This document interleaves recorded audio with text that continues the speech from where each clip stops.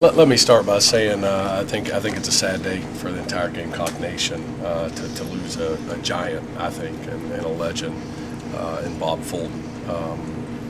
I know just in my short time here, his passion for the Gamecocks and his love for our program specifically was evident. And befriended a young kid like me who looked at him in awe as a guy that has his name in the rafters and know what he has meant to this university community and state as a whole, and actually was at practice not too long ago, and so really sad news, and hard to hear that, and so our prayers and our thoughts go out to his family, and he'll definitely be missed. I think and moving on to the game, it's time to play. I think our guys are ready to play. I think if anything, we've had to keep them focused on the importance of preparation, and that's got to be a constant with everything that we do, and with this team. I think as it has been from the beginning for us, we've really got to stay focused on getting better every single day, and that being the most important thing. I'm not near as concerned about our opponents moving forward as I am us, and how we approach things, and just how we learn to deal with adversity and fighting through stuff. That's been a challenge for us, quite honestly, in our program. We've had some highs and had some bright spots, but I think consistently learning to fight through adversity and handle things is something that'll be a real focus for us. And so I'll be interested to see tomorrow night how we do that when we get under the lights. And I think it's time for that to happen, and we're looking forward to it. What's your lineup?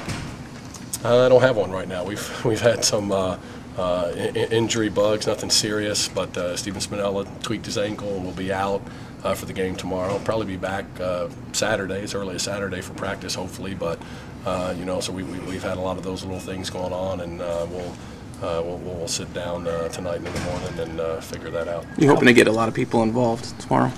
Yeah, I think we'll try to. Our most important thing right now, and this is one of the positives of being deep and athletic and versatile, is they have to make us play them, and that's a good spot to be in. So we won't be quite as concerned about getting everybody opportunities. We'll do a little bit of that, but we'll be a lot more concerned about our guys doing what they need to do to fill their role and to help our team be successful. And if they're not, we got some guys that are sitting over by us that will want to do that, and hopefully that'll help keep us real focused, and we'll get the effort that we need. Darrin, will it be kind of a scaled-down playbook, for lack of a better term, just trying to get everybody kind of used to the real game action? Yeah, I think so, and quite honestly, Dave, we don't have a lot in right now anyway, so it won't be scaled back for the game. It's just scaled back right now.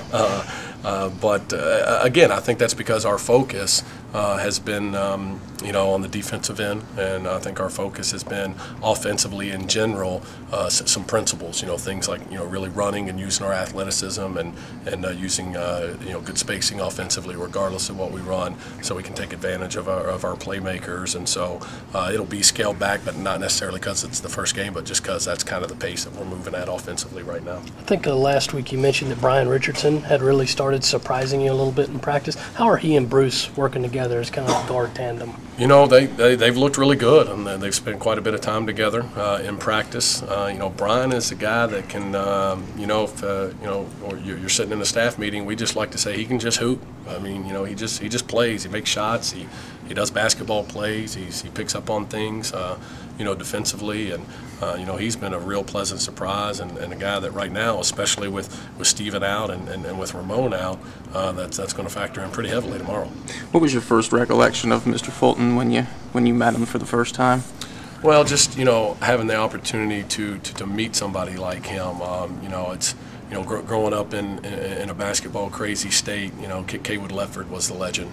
Where I grew up, and immediately it was obvious this was the Kaywood Lefford of South Carolina, so to speak. And just again, his kindness and how he welcomed me was something that means an awful lot, because this is a guy that has been so invested in our program and in our university and our athletics, and to be welcomed by somebody like him, it really meant the world to me. Will there be a tribute for him maybe tomorrow for the season opener? I think that's something that with the timing tomorrow would be tough, but something we'll definitely look into. How's Malik's ankle? I think he was tweaked up last time I talked to you. He was. He's back, and he seems to be doing fine. He didn't guard anybody yesterday in practice, but other than that, he seems to be doing okay.